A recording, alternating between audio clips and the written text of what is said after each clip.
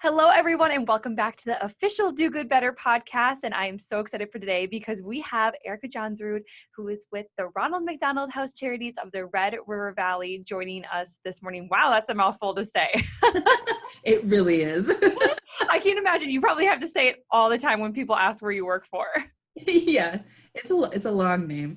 I love it, though, because you guys do such great work. And I always love starting with this question. I know it's like such a basic question. But before we talk about the really exciting thing, I'm not going to say anything yet because it's really exciting. You'll know when we get there.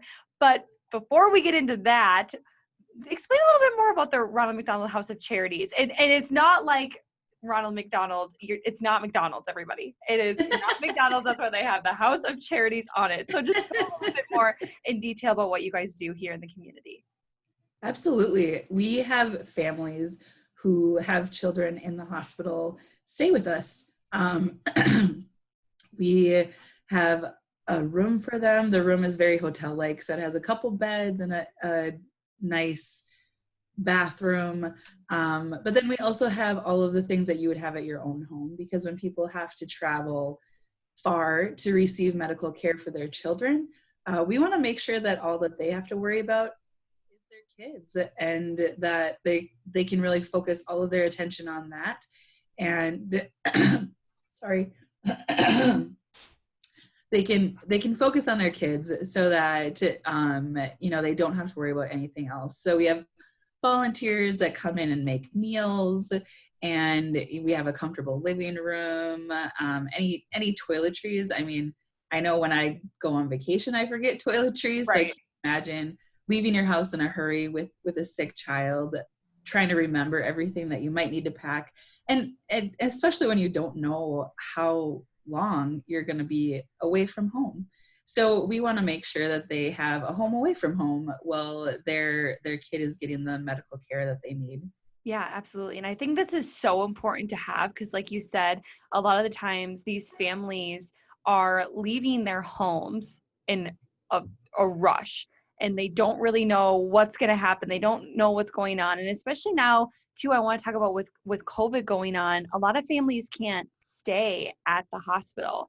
So are you guys seeing an uptick in those families that are wanting to come and stay at the Ronald McDonald House? Yeah, we had to limit the number of families we had for a while here too, and luckily we've been able to implement some procedures and welcome more families back into our space, because it is, like you said, I mean, only so many people can be in the hospital now, and so they need a place to go. And why can't it be the Ronald McDonald House where they can feel comfortable? And a lot of people are just scared right now, and so we want to give them a little peace of mind, a little piece of home, and not add to the stress of everything that's going on with their sick child and with everything that's going on in the world. Yeah, absolutely. And I've been to the Ronald McDonald House Charities before, and it is so cool inside. You guys have like the kitchen of my dreams.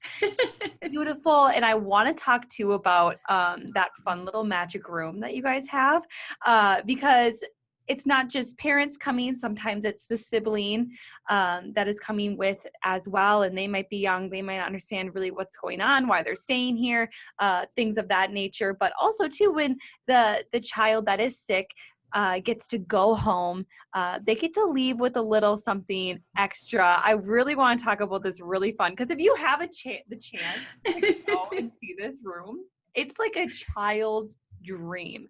So talk about the magic door. It's so much fun. Right now we have a few siblings staying with us, and remembering them. I mean, of course their parents are focusing most of their energy on the sick child, and we want to make sure that the siblings get a little love too. So they get a chance to go to the magic room. They get to find a staff member that has a magic word. The word changes every day. And so we go over with them to the door, and they say the magic word, and the door opens up, and they get to go inside and pick out a toy. And so the whole room is just shelves lined with toys and fun activities and just a lot of kids stuff that is so cool. And it's all donated. We get all of that stuff from our community. We're in such a generous community. So we're really, really grateful for that. I walked in and I was like, if I was a child, I would be in here for hours trying to decide what toy I'd want. But knowing me, I'd go for like the little bouncy ball, like off to the side. And there's like this huge panda. And I'd be like, no, I want the bouncy ball. And Yeah.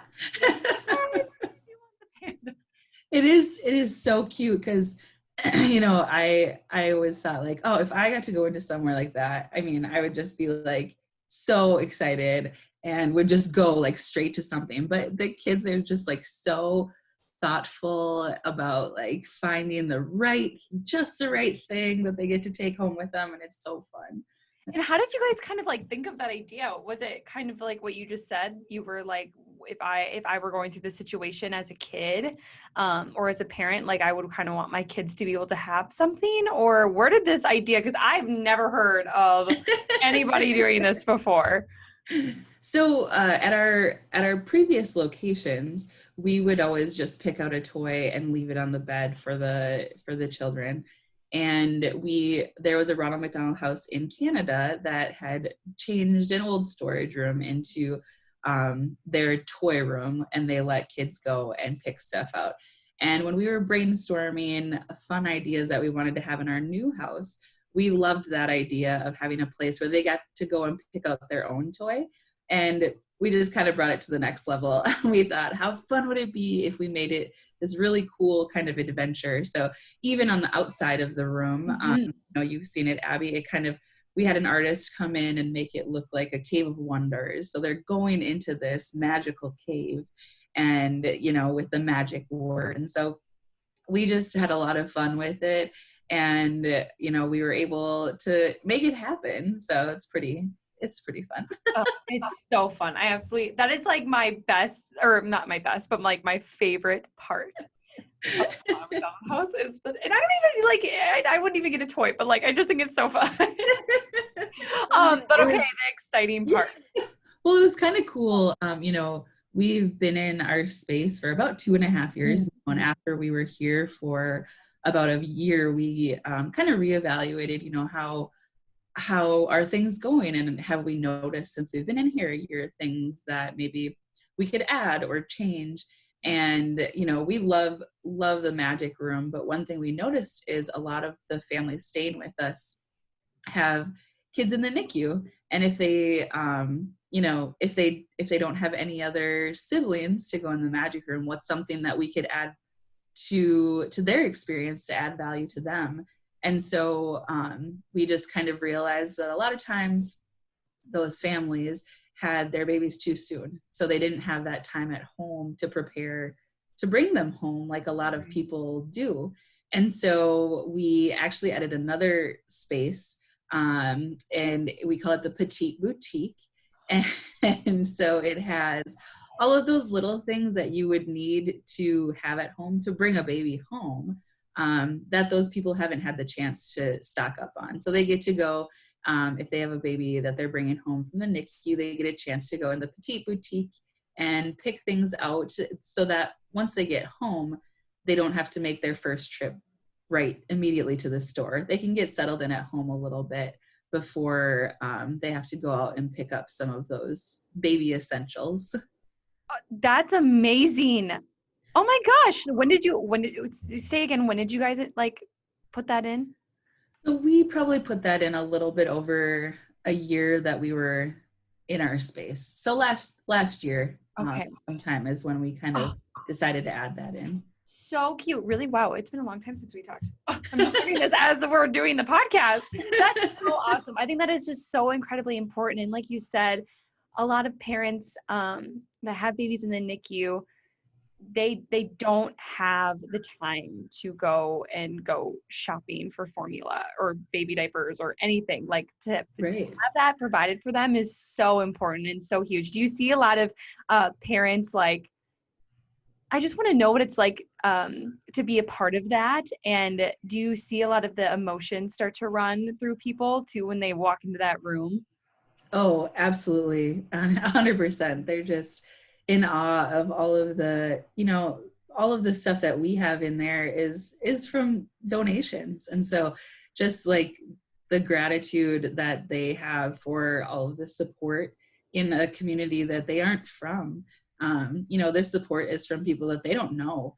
And they're just so overwhelmed, I think, with the amount of support that's given from our community, which is pretty cool.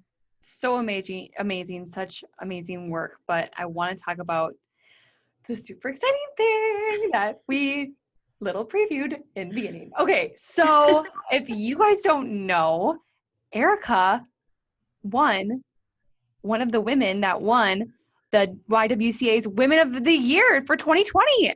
Oh my God, like insert applause from the crowd. That's insane. But I want to back up before we talk about winning the award. What was it like to be nominated, to see your face on that and you were like, what? This is crazy. Yeah, it is crazy. I mean, it's to be nominated is just so humbling, first of all. And I'm a crier, so most of the time I cry when people say nice things about me, and so it's just really overwhelming. I think you get kind of stuck in your day to day, and you're doing things, and people notice, and it's really humbling to be nominated. And watching the Women of the Year ceremony this year was so much fun. There's so many amazing women that were honored in our community that are doing just phenomenal work. And I certainly was not expecting to win. I love how you just say that. We get so stuck in our daily routine that sometimes, I know I've gone home at the end of the day and you're like, I didn't do anything good today. Like you just are like, I feel like I just sat at the computer all day and answered phone calls. But it's crazy how even doing that tedious computer work and answering those 100 voicemails that you had to go through is actually super important, especially for a charity, I bet. Oh, 100%. Yeah, absolutely. I mean, one of the things that I had the time to reflect on, because before the ceremony, since it had to go virtual, they asked each of the nominees to submit a video talking about what women's empowerment means to you. And I had some time to reflect on that. And I think the biggest thing that I kept coming back to is that you show up, and what in whatever aspect that is, if it's replying to things or helping out when it's needed, but also just being a cheerleader when things are going really well.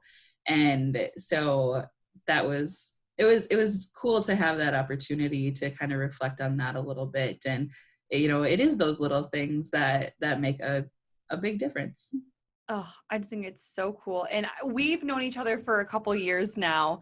And so when I saw your name, I was like, yes. I was like, oh my gosh, I knew it. I knew she was going to win. I was like, I was so over the moon. I was so excited for you. And it's so exciting because you do such hard work, and I think it definitely deserves to be honored and recognized. So thank you, Erica. Thanks. Congratulations. I should have bought you a cake or something for today.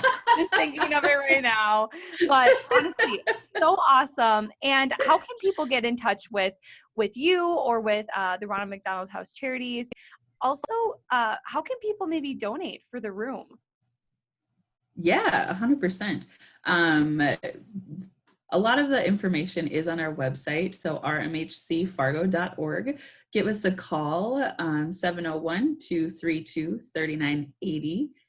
We also have some fun stuff coming up in October to promote the Ronald McDonald House, a little awareness campaign going on. So if you follow us on social media, On Facebook, we're Ronald McDonald House Charities of the Red River Valley. So that mouthful there.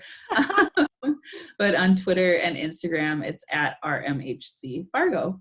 So we have some fun stuff coming up, and ways for people to get involved, and they want to show their support of the good work that the Ronald McDonald House does. Awesome. And of course, we'll have that all in the show notes, because I know that was like a lot of websites and a lot of tags. So we'll make it easy, and we'll put it all in the show notes for you. But Erica, thank you so much for joining me today. And thank you everybody for listening again for the official Do Good Better podcast. Stay tuned. We'll have another episode here this week. So make sure you're looking out for that as well.